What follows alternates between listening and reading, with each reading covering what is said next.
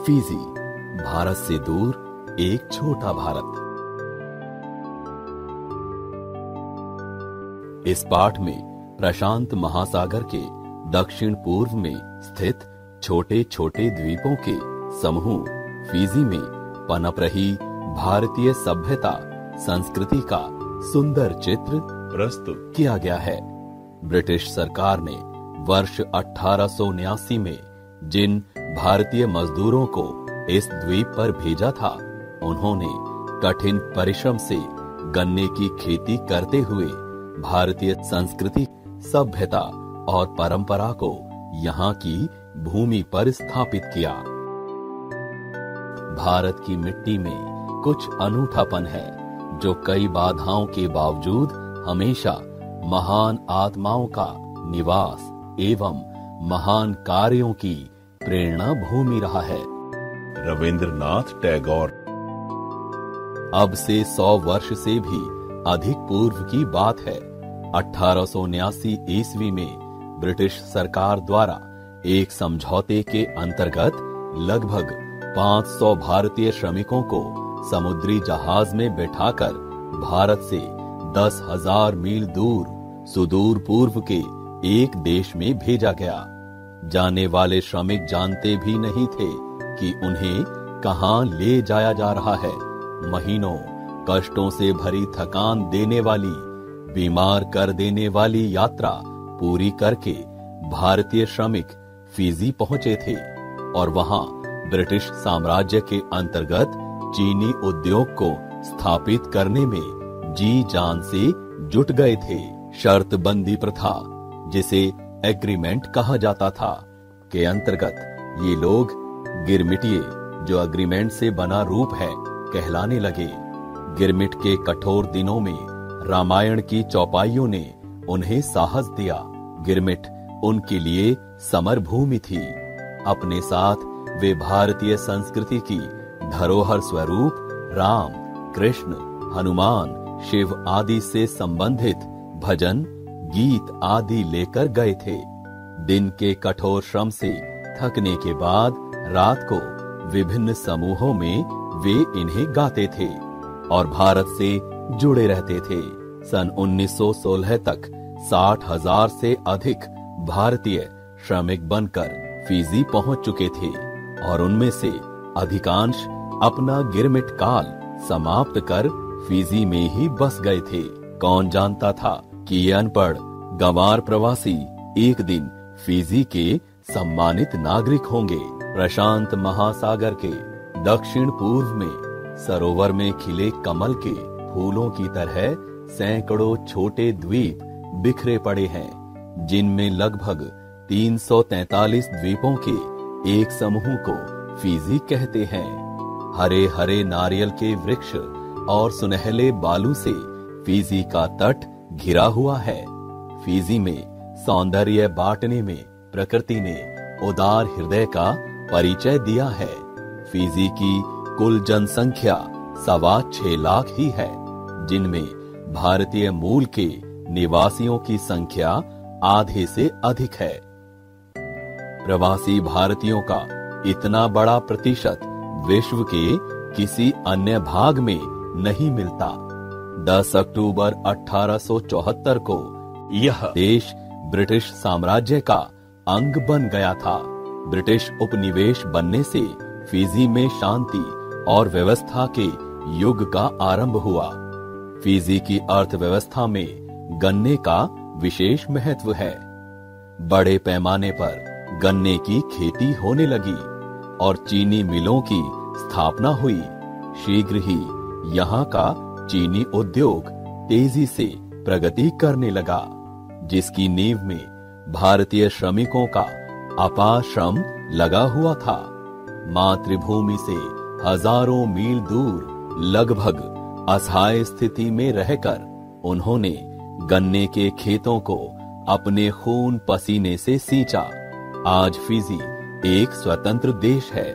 10 अक्टूबर 1970 को यह देश स्वतंत्र हुआ था। अब प्रत्येक प्रवासी भारतीय यहाँ का न केवल सम्माननीय अपितु महत्वपूर्ण नागरिक है। देश के सामाजिक, राजनीतिक, धार्मिक तथा आर्थिक सभी क्षेत्रों में इन प्रवासी भारतीयों का पर्याप्त प्रभाव है। आज यह कल्पना का ही विषय है कि यहाँ तक पहुँचने के लिए तथा अपने अस्तित्व को बनाए रखने के लिए कितना कड़ा संघर्ष इनके पूर्वजों को करना पड़ा होगा। जिस प्रकार हिमालय भारत माँ का अडिग प्रहरी है, उसी प्रकार गोस्वामी तुलसीदास का रामचरितमानस फिजी के प्रवासी भारतीयों की भाषा, धर्म, संस्कृति तथा सभ्यता की रक्षा करने वाला प्रहरी है। संघर्ष के कठोर दिनों में मानस की चौपाइयां ही संबल बनी थी। यहाँ गांव-गांव में रामायण मंडलियां हैं। प्रति सप्ताह इनकी बैठक होती है। हनुमान के भक्त भी सर्वत्र हैं। अनेक घरों के बाहर लहराती हुई लाल झंडियां इसकी प्रतीक हैं। दशहरा, दीपावली और होली यहाँ के राष्ट्रीय त्योहार हैं। इन्हें भारतीय परंपरा से ही मनाया जाता है। गुरु नानक जन्म दिवस, ईद तथा पोंगल भी यहाँ मनाए जाते हैं। फिजी में अनगिनत मंदिर हैं, जिनमें भव्यता कम व श्रद्धा अधिक मिलती है। टीन की छत के अनेक प्रसिद्ध मंदिर फिजी में हैं। मस्जिदें, गिरिजाघर तथा गुरुद्वारे भी यहाँ पर्याप्त संख्या में हैं। हिंदू, मुस्लिम, सिख, ईसाई सभी लोगों के बीच मौजूद भाईचारा यहाँ की प्रमुख विशेषता है। हिंदी भाषा को यहाँ पूर्ण मान्यता प्राप्त है। यहाँ की संसद के दोनों सदनों में हिंदी भाषा के प्रयोग को संवैधानिक मान्यता प्राप्त है। प्रत्येक संसद सदस्य अंग्रेजी, हिंदी और फिजियन भाषा का प्रयोग करने के लिए स्वतंत्र है। पहली से 10वीं कक्षा तक हिंदी की शिक्षा दी जाती है। फिजी के स्कूलों में पढ़ाई जाने वाली अधिकांश हिंदी की पाठ्य पुस्तकें फिजी के हिंदी विद्वानों द्वारा तैयार की जाती हैं तथा उनमें संकलित अनेक रचनाएं भारतीय साहित्यकारों द्वारा रचित होती हैं। यहाँ हिंदी के लगभग 5 समाचार पत्र निकलते हैं। हिंदी कवि पंडित कमला प्रसाद मिश्र फिजी के राष्ट्रीय स्तर के कवि हैं, जिनकी शिक्षा दीक्षा भारत के वृंदावन के गुरुकुल में हुई है। फिजी में आपको भारत के अनेक प्रांतों का अद्भुत मिश्रण दृष्टिगत होगा। प्राकृतिक सौंदर्य तथा हरितिमा कश्मीर की याद दिलाती है।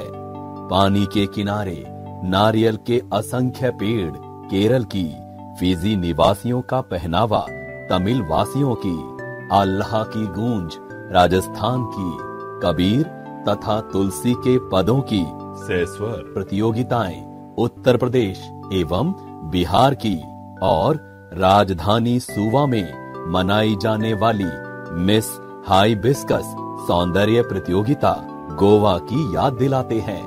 परिश्रम में फिजी वासी पंजाब वासियों का मुकाबला करते हैं तथा सादगी में महाराष्ट्र एवं गुजरात वासियों का। ऐसा नहीं है कि फिजी केवल परंपराओं का ही देश है, यह देश अत्याधुनिक सोच वाला भी है। प्रतिवर्ष लाखों की संख्या में पर्यटक यहाँ पधारते हैं, जिनके लिए अत्याधुनिक होटल आदि भी फिजी में हैं, जिनमें हर तरह की सुख सुविधाएं उपलब्ध हैं। सड़कों पर दौड़ती हुई कारों में नवीनतम मॉडलों की अनेक विदेशी कारें नजर आती हैं। बाजारों में यूरोप, एशिया तथा अमेरिका की निर्मित आधुनिकतम वस्तुएं सर्वत्र उपलब्ध हैं।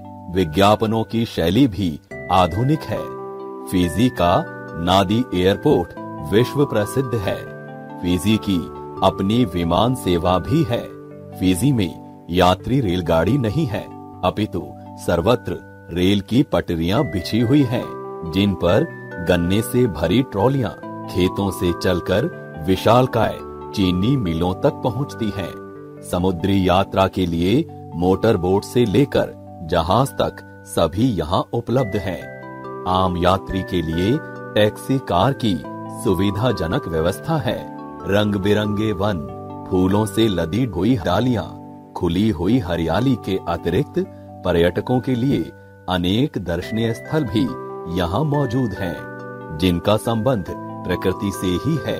जैसे एक पर्वत पर चट्टानों द्वारा स्वतः बनी हुई पिता पुत्र की मूर्ति, एक झील में तैरता हुआ द्वीप तथा एक पर्वत पर स्वयं प्रकट हुई शिवलिंग की मूर्ति। संचार के सभी आधुनिक माध्यम फिजी में हैं। चलचित्र, दूरदर्शन तथा रेडियो यहाँ भी लोकप्रिय है। फिजी के विभिन्न नगरों में अनेक छवि गृह हैं, जिनमें शायद ही कोई ऐसा होगा जहां भारतीय चलचित्र न दिखाए जाते हों, विशेषकर हिंदी चलचित्र, जिन्हें देखने का शौक यहाँ के सभी निवासी रखते हैं। दूरदर्शन सेट यहाँ पर घर घर में है, परंतु अभी तक यहाँ कोई केंद्रीय राष्ट्रीय प्रसारण नहीं होता है। सभी लोग अपने सेटों पर वीडियो चित्र ही देखते हैं। रेडियो फिजी पर भारतीय हिंदी चलचित्रों के गीत सुने जा सकते हैं। पूरे दिन में लगभग 15 घंटे हिंदी के ही कार्यक्रमों का प्रसारण होता है। फिजी में विवाह संस्कार की पद्धति भी भारतीय ही है। अग्नि को साक्षी मानकर वरवधू सप्तपदी का विधान पूर्ण करते हैं। बच्चों के जन्म पर छठी आदि के अनुष्ठान होते हैं। देह के नष्ट होने पर दाह संस्कार भी वैदिक रीति से मंत्रोच्चारण के साथ किए जाते हैं। भारतवर्ष एक बड़ा और महान परंपराओं वाला देश है। फिजी वासी उसी की बिछुड़ी संतानें हैं, जो यहाँ आकर बस गए हैं। यहाँ के प्रवासी भारतीय शरीर के स्तर पर यहाँ रहते हैं, लेकिन उनकी आत्मा गंगा माँ के पवित्र जल का स्पर्श पाने के लिए लालायित रहती है। भारत की प्राचीन परंपराओं को यहाँ के लोग आज भी धरोहर की भांति संजोए हुए हैं। अतः यह अतिशयोक्ति नहीं है कि फिजी के रूप में भारत से दूर एक छोटा भारत ही यहाँ बसा हुआ है।